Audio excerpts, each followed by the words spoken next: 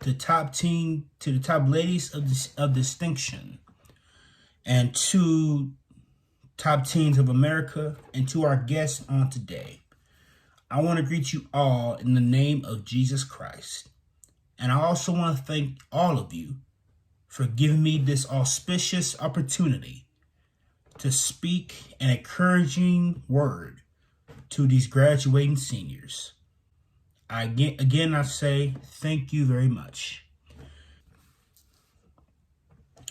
On this morning, I want to talk to you from this subject, serving with greatness. Serving with greatness. Throughout the Bible, there have been many people God assigned to make changes and to make his power known to unbelievers. It was God who assigned Jesus to heal the sick, interpret the scriptures, raise the dead, walk on water, resist temptation, stop storms, calm the seas, and to save us all by dying on the cross. He died on the cross for all of us, and on that third day rose with all power in his hands. And because of Jesus' sacrifice, we have a wonderful gift of salvation.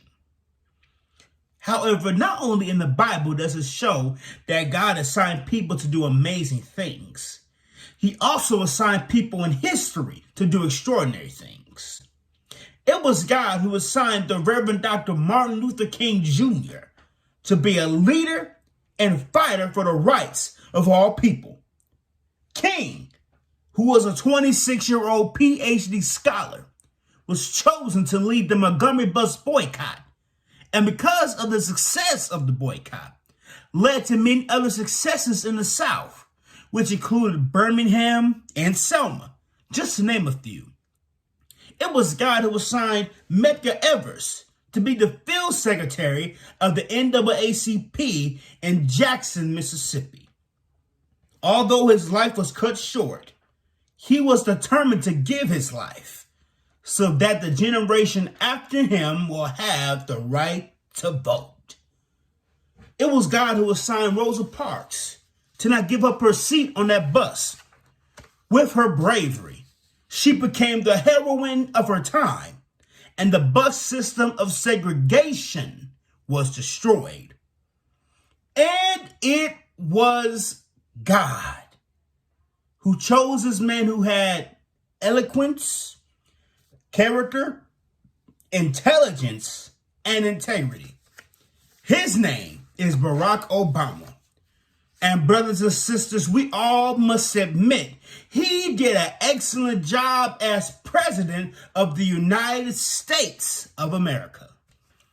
With all these examples, this shows that no matter what we have done, thought, or said, God still has an assignment for all of us to follow.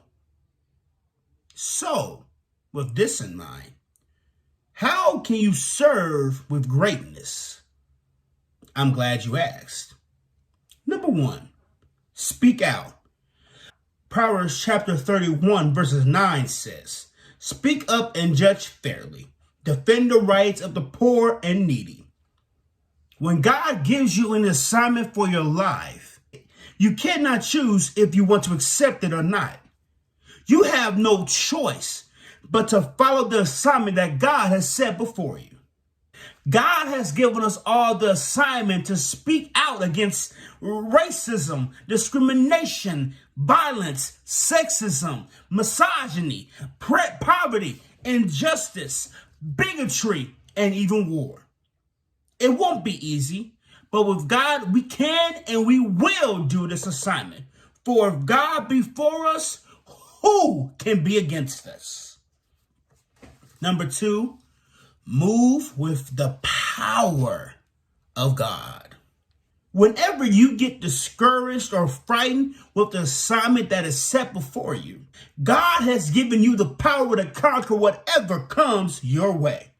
You can move with the power of God because God is all powerful. One commentator put it this way: he has infinite power. Now, the word infinite, it means limitless or endless. So in other words, God's endless power has the ability to move in you and move through you. Finally, number 3, stand firm. Stand firm. Once you receive God's assignment, you must put on the full armor of God. With this armor, you must plant your feet and stay firm against all the evil that is in this world. When God gives you an assignment, you must stand firm. You stand firm when you go through midnights. You must stand firm when you go through pain. You must stand firm when you go through trials and tribulations. You must stand firm when you see violence. You must stand firm when you see injustices in the government. You must stand firm even when people lie on you. And trust and believe, God will see you through. And to these 5 graduating seniors, I want to leave you 4 tips. Tip number 1, put God first. Tip number 2, trust your instincts. Tip number 3, nobody is going to hand you anything. And tip number 4, enjoy it while you can. God bless you and God keep you is my prayer.